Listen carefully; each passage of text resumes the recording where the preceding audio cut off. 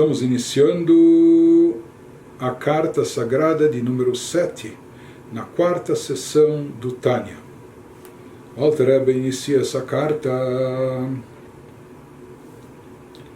com um trecho que nós encontramos na nossa reza, na nossa liturgia matinal. Ashreinu matov chelkeinu, umanaim goraleinu, hulei ashreinu. Como nós somos felizes, bem-aventurados. Matov chelkeinu, como é boa a nossa porção. Umanaim goraleinu, e como é agradável, bonita a nossa sorte. Sim, nós falamos. Na verdade, ele se estende lá também dizendo Mayafa Yerushateinu, como é bonita a nossa herança. Mas aqui o que o Alter Rebbe vai analisar nessa carta, o que ele vai nos explicar, é mais o significado desses dois termos, Matov Chelkeinu. Que sorte nós temos, como nós somos bem-aventurados e felizes. Porque Matov Chelkeinu, como é boa a nossa parte, o nosso quinhão, nossa porção, o Manaim Goraleinu, e como é bela, como é bonita a nossa sorte. Então, aqui nós vemos que existe um conceito de porção, de parte, mesmo se tratando de algo abstrato e espiritual. Assim nós encontramos também no versículo que nos diz, o versículo fala no Salmos número 16, Hashem menat chelki vekossi, que Hashem, Deus, é a porção. Deus tem uma porção da minha parte, o meu quinhão, a parte do meu copo, por assim dizer. Mas aqui nós encontramos mais uma vez o conceito de chelki, minha porção, minha parte. Na sequência do Salmo, dos versículos, encontramos também dizendo Chavalim nafluli baneimim, ou seja, que as partes que foram designadas para mim, foram designadas como por sorteio, pela sorte. Caíram-me, assim fala o rei Davi, agradavelmente. Então, desses versículos, aqui nesses versículos, ou nessas passagens da liturgia, nós encontramos tanto o conceito de chelkeinu, de chelek, de parte e porção, como também o conceito de goraleinu, como é bonita a nossa sorte, como se houve um sorteio, não é? E que sorte nós tivemos, que agradável foi que nós fomos sorteados. Mas nós encontramos aqui isso em conexão, em relação a algo espiritual, como em relação a Deus, porque aqui, tanto na reza, como também nos Salmos, isso se refere a Deus. O rei Davi, ele fala, Hashem menat chelki bekossi. Deus, ele é a parte da minha porção, ele é como o meu vaso, o meu copo, não é? Ou seja, ele se refere a Deus. Assim também, quando nós falamos o quanto nós somos agraciados, matov chelkeinu, como é grande o nosso quinhão, nossa porção, nossa parte, o manaim goraleinu, como é boa nossa porção, e como é bela a nossa sorte, a gente está se referindo a Deus.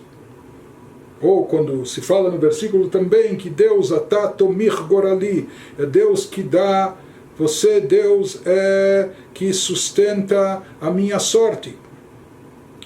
Então, diz o Alter Rebbe, nós temos que entender lehavin lashon chelkeinu vegoraleinu, para entender o que significam esses conceitos em relação a Deus, em relação à divindade e espiritualidade, o que significa nossa parte ou nosso quinhão, e o que significa a nossa sorte. Não é?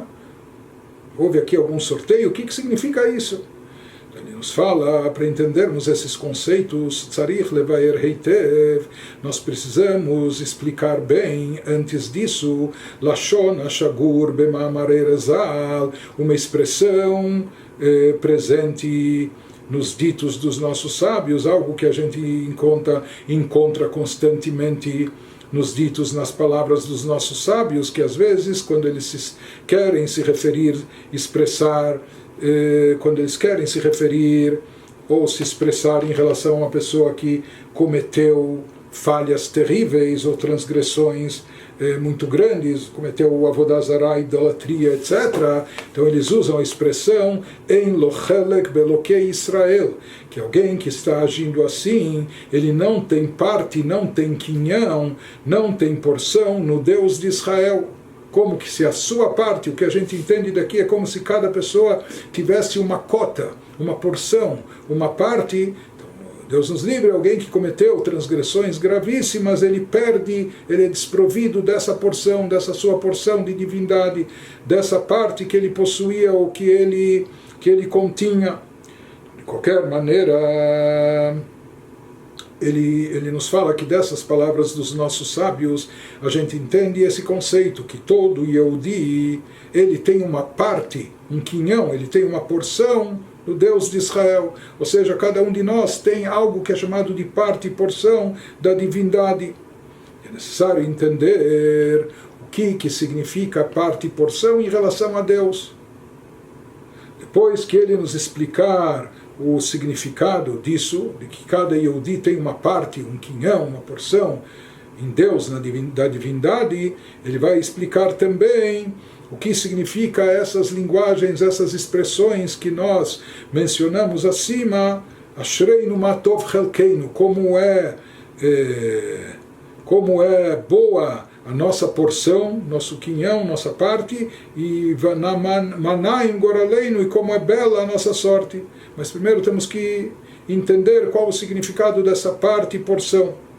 Então ele nos fala, ele elabora o assunto e nos diz que Agam delichorá, mesmo que à primeira vista, lo shayach lashon chelek klal beelokut yitbarach, à primeira vista em absoluto não se aplica a expressão e o conceito de parte ou quinhão, quando a gente se refere à divindade, quando a gente se refere a Deus, abençoado seja, she'einu mitchalek lechalakim chas v'shalom, porque Deus é um e único.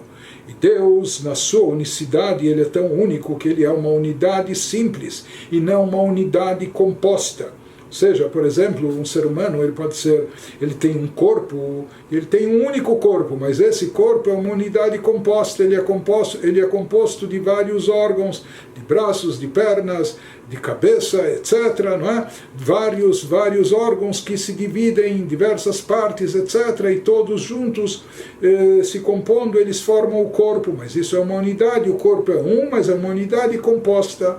Em relação a Deus, se fala que Deus é um e único, numa unicidade total e absoluta, portanto, ele é uma unicidade simples e não composta, Deus nos livre, isso faz parte dos nossos fundamentos de fé, da fé judaica. Então, como aplicar aqui o conceito de parte e porção em relação a Deus? Explica o Alter Rebbe, como Shkatuv Be'Yakov, nós vamos entender isso a partir daquilo que nós encontramos na Torá, em referência ao patriarca Yaakov, que está dito na Torá, esse é um versículo em Bereshit, no Gênesis, Vaikra lo kel Elokei Israel, e ele o chamou, ele quer dizer Yaakov, chamou a Deus de Kel, que é um dos nomes de Deus, Deus de Israel. O que significa isso? Então, nos fala o Alter Rebbe Perush, a explicação, o sentido disso é que Hinei bemet HaKadosh Baruch Hu kishmo ken hu. Na verdade, Deus, assim como ele é chamado, assim realmente ele é. Ou seja, Deus é chamado na nossa literatura, na literatura judaica, de Akadosh Baruch Hu, o santo, sagrado, bendito seja. Por que os nossos sábios utilizam-se sempre dessa linguagem, dessa expressão? Na realidade, aqui existe até uma ambivalência. Isso transmite um conceito ambivalente. Esses dois adjetivos que são utilizados em relação a Deus, ou seja, que ele é Kadosh, ele é santo e sagrado, e ao mesmo tempo Baruch Hu, ele é bendito, abençoado, porque o que isso significa de forma mais profunda dentro do judaísmo? Kadosh, santo, santificado, significa distinto, desvinculado. Quando nós falamos que algo é sagrado, significa que ele está acima de tudo que é comum, que é convencional, tudo que é mundano, tudo que é terrestre, não é? Aqui não se aplica. Então nós dizemos que algo é santo, sagrado, quando ele transcende, é mais elevado do que todo o resto. Sim, também quando a gente se refere a Deus e a gente usa o título Kadosh, falando que ele é santo e sagrado, isso é para indicar que ele é totalmente desvinculado do mundo e universo, ele está totalmente acima, nada tem a ver com o universo e suas criaturas, com suas limitações, com suas especificações. Isso significa Kadosh, que ele é totalmente transcendental, ele é totalmente elevado, desvinculado, está acima de tudo isso. Por isso ele é chamado de santo sagrado. Shakadosh Baruch Hu, ou seja, que Deus é distinto e desvinculado de todos os mundos, universos, até mesmo dos campos espirituais.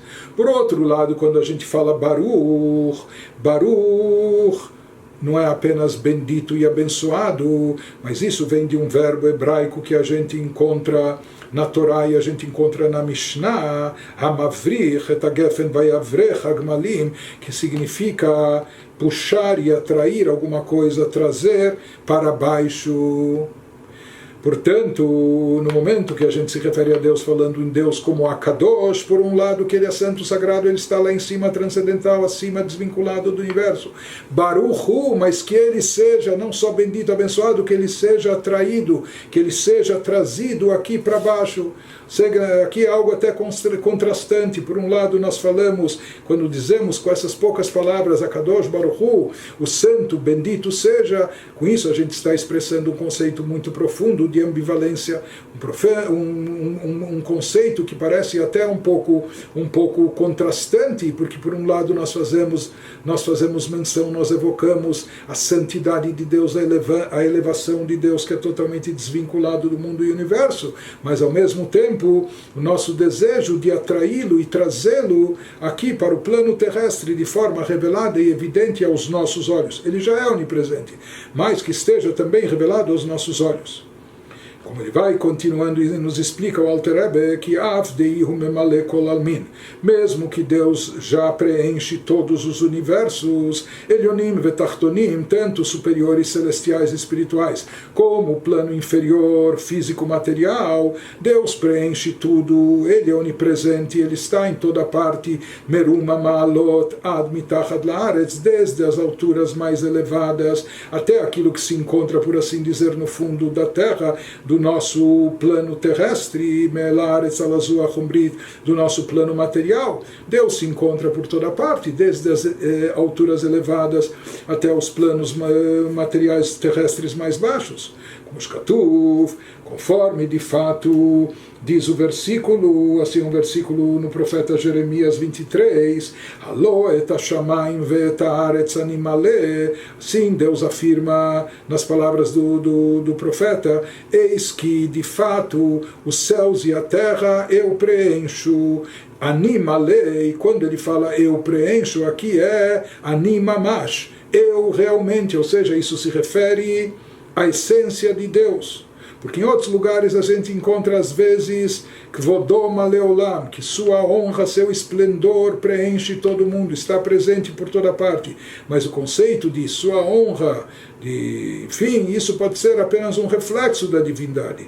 Mas nesse versículo aqui está enfatizado Et hashamayim ve'et haaretz ani maleh, os céus e a terra eu preencho, ou seja, eu se refere à própria essência de Deus. Dehainu mahuto ve'atzmuto kebiachol ve'lo kvodo levad, ou seja, não apenas a honra de Deus, o esplendor divino, não apenas um reflexo da divindade que está presente nos céus e na terra, nos planos espirituais e material, mas sim a própria essência divina.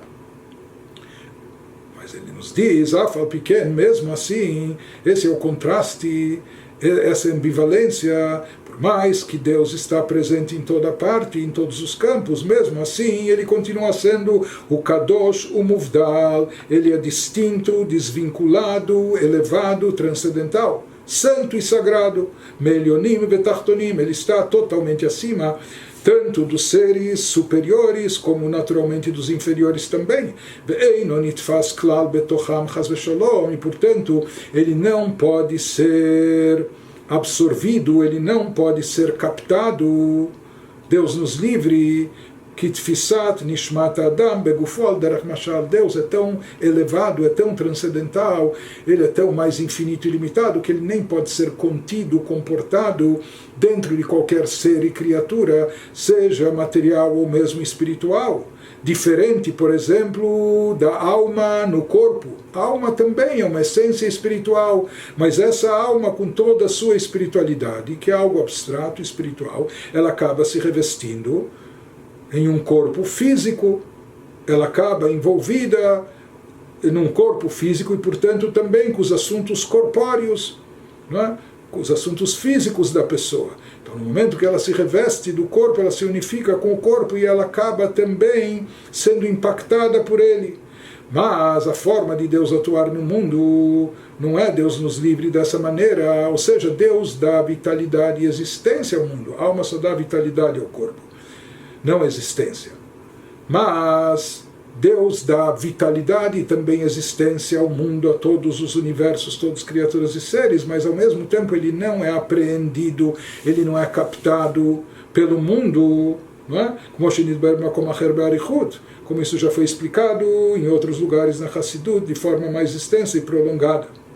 Portanto, diz o Alter Rebbe Ulezot, לא היו יכולים לקבל חיותם ממהותו ועצמותו לבדו כביכול, uma vez que Deus é tão elevado, tão desvinculado, está tão acima, etc. Mas ao mesmo tempo ele também está embaixo, ele é onipresente e ele, quer dizer, sua própria essência se encontra dentro de todas as criaturas. Porém, as criaturas que são finitas e limitadas não são capazes de captar isso, não são capazes de ter essa percepção, porque senão a gente simplesmente não aguentaria. Essa luz tão intensa nos ofuscaria por completo. Mais do que isso, essa revelação divina nos tornaria na prática completamente nulos, a gente se anularia totalmente diante dessa percepção, dessa luz divina. Por isso nós simplesmente não somos capazes, não estamos capacitados de captar toda essa presença divina dentro de nós, dentro do mundo. Por isso, também, de forma direta, a gente não é capaz de captar essa vitalidade que é proveniente da própria essência de Deus. Ou seja, para essa vitalidade chegar a nós, ela tem que chegar encoberta, assim como nem uma pessoa aqui a distância de milhares, milhões de quilômetros, a pessoa não consegue a olho nu encarar o sol ao meio-dia, não é? Ou seja, isso ofusca sua visão, seus olhos. Muito mais do que isso, nós não somos capazes, dentro da nossa finitude e limitação, nós não somos capazes de captar, a gente sucumbiria totalmente. Não somos capazes de captar ou de comportar uma revelação intensa de Deus vinda da sua própria essência. Então, qual a solução? Mesmo assim, toda a vitalidade e existência é proveniente de Deus. Então, ela chega até nós de forma condensada, de forma encoberta, de forma oculta, depois de uma série de tzimtzumim, daquilo que é chamado na Kabbalah, explicado pela Kabbalah luriânica pelo Arizal, chamando isso de tzimtzum, uma contração, uma limitação, um encobrimento da luz divina para nós, criaturas. Esse encobrimento é somente em relação a nós, não em relação a Deus. Portanto, para que a gente possa usufruir dessa luz, ela precisa ser mais condensada, precisa ser obscurecida. E no final, Orakit Pashtut Achayut, Asher HaKadosh Baruch Hu, Mechaye Elyonim Vetachtonim, o que chega a nós é apenas uma propagação, uma extensão da vitalidade divina, essa força vital que Deus utiliza para dar existência a todos os seres e criaturas superiores e inferiores. O Alderach Mashal, como Heara Meira, Mishmo Idbarach, Sheu Shmo Echad.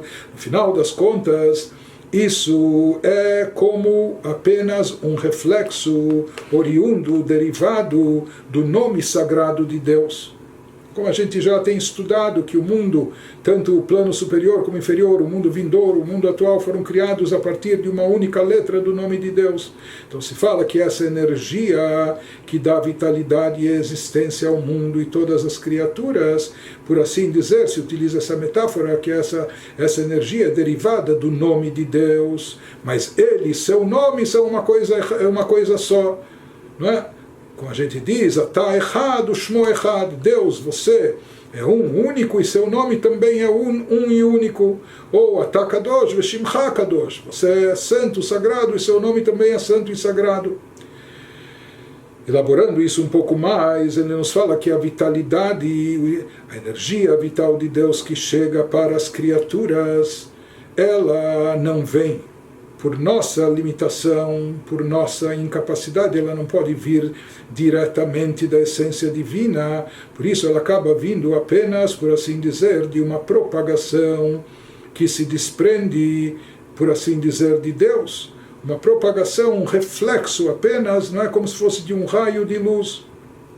Assim como um raio de luz que ele se desprende do astro, do Sol, por exemplo. Não é? Então não é que se a pessoa estivesse dentro do próprio Sol, ele não só que não suportaria a luz ou o calor, ele sucumbiria, ele morreria queimado lá dentro. Então ele pode usufruir da luz do Sol quando ele está, é só da luz do reflexo do Sol, e quando ele está, por assim dizer, à distância. No caso de Deus não se aplica isso, porque Deus é onipresente, os raios do Sol podem estar em um lugar onde o próprio Sol não se encontra. No caso de Deus não é isso, mas em relação a nós, na nossa percepção como criaturas, nós vamos receber a vitalidade apenas de um foco, de um raio da luz divina, e não da própria essência do astro, não da própria essência divina. Então ele nos diz também que a luz divina que brilha para nós, nos fornecendo energia vital, ela é derivada de uma propagação da divindade que dá existência a todas as criaturas. De uma forma mais específica, se diz que mesmo esse reflexo divino tampouco não é um reflexo da própria essência divina, mas apenas um reflexo do seu nome. O que isso significa? O que representa aqui a metáfora de nome, que é utilizada aqui em todos os ensinamentos cabalísticos, etc. Nome indica algo mais externo, superficial, como por exemplo em relação à pessoa. Uma pessoa, se ele vivesse sozinho numa ilha deserta, ele nem precisaria de nome. Se não há quem chamá-lo pelo nome, ele não precisa de nome, ou seja, o nome não é uma coisa essencial para do próprio ser, para o próprio ser. Uma pessoa não precisa do nome. O nome é utilizado em relação a outros, ou seja, outros o chamam pelo nome. O nome indica o vínculo e a relação que a pessoa tem com o próximo, seja através do nome, os outros se dirigem a ele chamando-no, etc., quando querem evocá-lo, chamá-lo. Da mesma maneira, utilizando desse conceito para entender a metáfora, o que significa, entre aspas, o nome de Deus, o conceito de nome quando aplicado a Deus, a divindade, isso expressa a relação de Deus com as criaturas, ou seja, isso expressa o nível da divindade que está vinculado às criaturas, mas Deus na sua essência, Deus como Deus, até acima dele como Criador, Deus quando ele propriamente dito per si, a sua essência, isso não tem nome, não precisa de nome, maneira de dizer, ou seja, o nome representa um nível mais baixo na expressão da divindade, aquele nível que está relacionado com as criaturas, com os seres que possam chamá-lo, por assim dizer, através desse nome, mas o nome ainda não representa a essência de Deus. Nós falamos que Deus, Atá Kadosh, Veshimcha Kadosh, ele é santo, seu nome também é santo, mas a santidade do Atá, dele próprio, é bem mais elevada, sublime do que a do seu nome, por assim dizer. Mas mesmo assim, nós sabemos que quando a pessoa já recebe, continuando com a metáfora do nome, quando a pessoa já recebe o nome, ele é chamado pelo nome, ele atende. Ou seja, o nome, de certa forma, se vincula, se unifica ao ser. Por isso nós falamos em relação a Deus, que ele e o seu nome também estão unificados, são um, Ata Echad, Veshimcha Echad. Ou seja, no caso de Deus se diz que mesmo do seu nome indica a divindade que já está voltada para as criaturas, um nível de revelação divina mais baixo e inferior, voltado às criaturas, aos seres, mas mesmo desse nível que é chamado apenas de nome, nós não somos capazes de receber diretamente a energia divina. Isso ainda é muito para nós, isso é muito grande, infinito, ilimitado, etc. Uma vez que, como falamos, Deus está unificado com o seu nome. Portanto, de onde é proveniente, de onde a gente acaba recebendo nossa energia vital? Apenas de um reflexo mínimo que é derivado e se propaga do nome divino. Ou seja, diretamente da essência de Deus, nós nem pensar, não temos acesso, isso é inconcebível, etc. Mas até do nome de Deus, que representa o nível de divindade mais baixo e inferior, relacionado, associado com as criaturas, mesmo isso também é demasiado, é muito infinito e limitado em relação a nós. Por isso nós vamos poder receber a nossa energia vital, nossa força de existência, apenas de um mínimo reflexo, de um pequeno raio de luz que é proveniente do nome de Deus. Assim como está escrito, assim a gente encontra o versículo nos dizendo que Nisgav Shemo Levado Rak Zivo Vehodó Al Eretz Veshamayim. Assim ele fala, o rei David, nos Salmos, no final dos Salmos, ou seja, que Nisgav Shemo Levado, que é muito elevado até o seu nome. Não só a essência divina é sublime e elevado, mas mesmo o seu nome sozinho é exaltado. Ou seja, com isso ele está nos dizendo que apenas rodou a Eretz Veshamayim, apenas um raio, um reflexo do nome é que da vida está presente a Eretz Veshamayim, na terra e nos céus, nas criaturas terrestres como nas criaturas espirituais, celestiais, para dar vida e existência a elas. Ou seja, apenas um reflexo, um pequeno reflexo do nome, porque o próprio nome em si já é muito elevado e está acima da nossa captação, da nossa capacidade. Isso também não pode ser captado e comportado, contido pelas criaturas. Apenas um pequeno e mínimo reflexo, apenas um pequeno raio de luz derivado do nome sagrado. E esse reflexo derivado do nome, mitlabeshet mamash beilionim vetachtonim lachayotam, ele que de fato se reveste em todas as criaturas, nos mundos superiores como nos inferiores, espirituais como material, para lhes dar vida e existência. Venitfeset betocham, e aí sim, essa vitalidade é contida dentro das criaturas, porque é de lá que as criaturas obtêm vida e existência.